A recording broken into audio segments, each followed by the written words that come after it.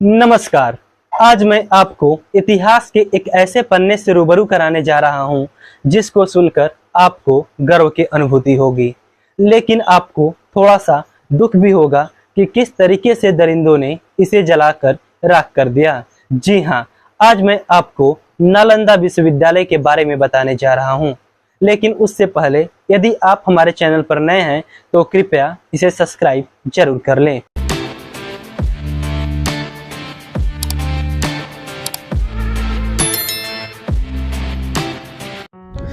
जब दुनिया में बोलोग्ना, ऑक्सफोर्ड, कैम्ब्रिज जैसे विश्वविद्यालय नहीं थे, उस समय भारत में नालंदा विश्वविद्यालय दुनिया में ज्ञान के प्रकाश को फैला रहा था।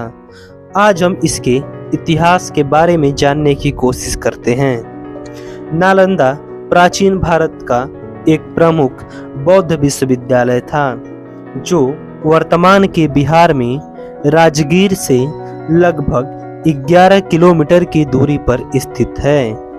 इसका निर्माण 5वीं शताब्दी में कुमारगुप्त प्रथम ने कराया था।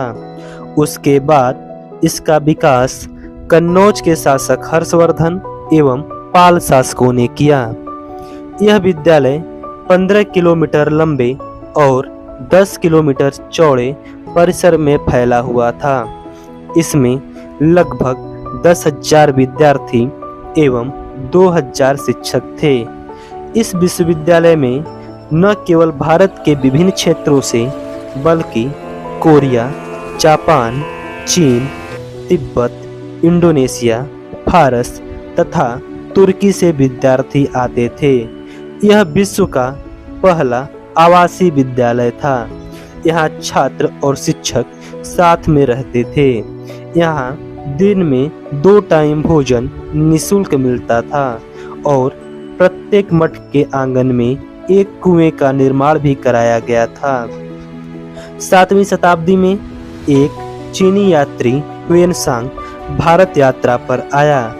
उसने यहाँ 1 वर्ष विद्यार्थी और शिक्षक के रूप में व्यतीत किया। उसके यात्रा विवरण से इसके बारे में जानकारी मिलती है। इस विद्यालय का प्रबंधन प्रमुख आचार्य के द्वारा किया जाता था। विद्यालय को लगभग 250 गांवों से टैक्स लेने का अधिकार था, जिसके द्वारा छात्रों को निःशुल्क भोजन, कपड़े एवं आवास का प्रबंध कराया जाता था। इस विश्वविद्यालय में आचार्य छात्रों को मौखिक शिक्षा देते थे और पुस्तकों की व्याख्या भी होती थी और शास्त्रार्थ भी होता रहता था। यहाँ पर विद्यार्थियों का चयन एक कठिन प्रवेश परीक्षा के माध्यम से होता था, जिससे इसमें प्रतिभाशाली विद्यार्थी ही चयन पा सकते थे। यहाँ शुद्ध आचरण और संघ के नियमों का पालन करना अत्यंत आवश्यक था। यहाँ पर बौद्ध धर्म, गणित, चिकित्सा, खगोल विज्ञान, दर्शन, व्याकरण, तर्कशास्त्र इत्यादि विषयों की शिक्षाएं दी जाती थी। आर्यभट्ट, जिन्होंने शून्य की खोज की, नागार्जुन, शीलभद्र, धर्मपाल, चंद्रपाल इत्यादि प्रमुख विद्वान इस विश्वविद्यालय से जुड़े रहे। इस विद्यालय में 9 तलों का एक विराट पुस्तकालय था, जिसमें 90 लाख से अधिक हस्तलिखित ताड़पत्र पांडुलिपियां थीं, जिसमें सभी विषयों से संबंधित पुस्तकों का अनुपम संग्रह था। जब यह विश्वविद्यालय अपने ज्ञान के प्रकाश से विश्व को रोशन कर रहा था, तभी इस पर बुरी नजर पड़ती है एक सरफिरे इंसान बख्तियार खिलजी की।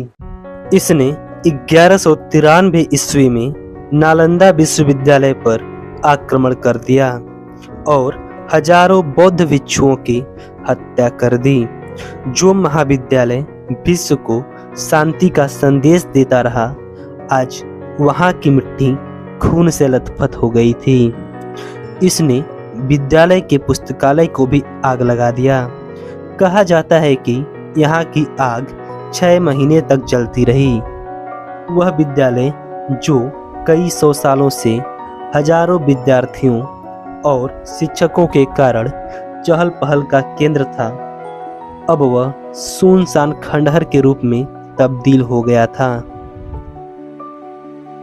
अब सवाल उठता है कि आखिर बख्तियार खिलजी ने इसे जलाया क्यों? तो इसके लिए विद्वानों में मतभेद है। कहा जाता है कि एक बार बख्तियार खिलजी एक गंभीर बीमारी से पीड़ित था और उसके सारे हकीम उसका इलाज करने में असफल थे। तब किसी ने उसे यहाँ के आयुर्वेद शाखा के हेड राहुल श्री भद्र जी से इलाज कराने की सलाह दी, लेकिन खिलजी किसी गैर मजहबी यानी काफिर से इलाज कराने के लिए तैयार नहीं था। लेकिन कई हकीमों से सलाह के बाद वह राहुल श्री भद्र जी से इलाज कराने के लिए तैयार हो गया। लेकिन इलाज कराने से पहले उसने राहुल श्री भद्र जी के सामने कुछ शर्तें रखीं कि वे किसी हिंदुस्तानी दवा का इस्तेमाल नहीं करेंगे और यदि वह ठीक नहीं होगा तो उन्हें जान से मार देगा। भद्र जी ने उसकी यह शर्त मान ली और उन्होंने कुरान के पन्नों पर एक दवा की लेप लगा दी और उसे कुछ पन्ने प्रतिदिन पढ़ने को कहा। वैद्य जी को पता था कि वह किताब पढ़ते वक्त थूक का इस्तेमाल करता है, जिससे जब वह पढ़ता था तो दवा उसके उंगली में चिपक कर उसके अंदर चली जाती थी। धीरे धीरे वह ठीक हो गया। उससे यह बात बिल्कुल बर्दाश्त नहीं हुआ कि उसका इलाज भारतीय पद्धति से हुआ और जबकि उसके हकीम उसका इलाज नहीं कर पाए। इसलिए उसने इस ज्ञान के स्रोत को ही नष्ट करने की इच्छा ठान ली और 1193 ईस्वी में नालंदा विश्वविद्यालय पर आक्रमण कर दिया। लेकिन कुछ विद्वानों का यह भी मत है कि नालंदा विश्वविद्यालय को ब्राह्मणों ने नष्ट कराया, क्योंकि यह एक बौद्ध शिक्षा का महत्वपूर्ण केंद्र था। तबकात ए नासिरी पुस्तक के लेखक मिहास उस सिराज लिखते हैं कि बख्तियार खिलजी को एक जानलेवा बीमारी हो गई थी। उसकी बीमारी को ठीक करने का दावा एक ब्राह्मण वैद्य ने की और शर्त के रूप में महाविहार को जलाने की मांग रखी। जब उस दवाई से बख्तियार ठीक हो गया तो शर्त पूरा करने के लिए बख्तियार खिलजी ने नालंदा महाविहार को जला दिया। कारण चाहे जो भी रहा हो, लेकिन 12वीं शताब्दी में भारत का गौरव यह नालंदा विश्वविद्यालय जलकर राख हो गया। सन 1915 में जब भारत ब्रिटिश हुकूमत के अधीन था, तब इस पर ध्यान एक ब्रिटिश अधिकारी कनिंघम का गया। कनिंघम के निर्देश में यहाँ खुदाई शुरू की गई, जो कि मिट्टी और धूल से ढक चुका था और मानो इसकी दीवारें फिर से जीवित होने को कह रही हों। और सन 2006 में भारत के पूर्व राष्ट्रपति डॉक्टर एपीजे अब्दुल कलाम द्वारा नालंदा की विरासत को पुनर्जीवित करने का विचार पेश किया गया। सन 2010 में यूपीए की सरकार में नालंदा विश्वविद्यालय विधेयक पारित होता है। सन 2017 में निर्माण कार्य शुरू होता है और 2024 में भारत के प्रधानमंत्री नरेंद्र मोदी द्वारा हाल ही में इसका उद्घाटन किया गया। 2009 में यूनेस्को ने इसे विश्व धरोहर स्थल के रूप में घोषित किया। नया नालंदा विश्वविद्यालय 100 एकड़ में फैला हुआ है। लगभग 1900 छात्रों के लिए इसका निर्माण किया गया है। नेट जीरो कार्बन इमिशन की धारणा पर आधारित है। 550 छात्रों के लिए छात्रावास है।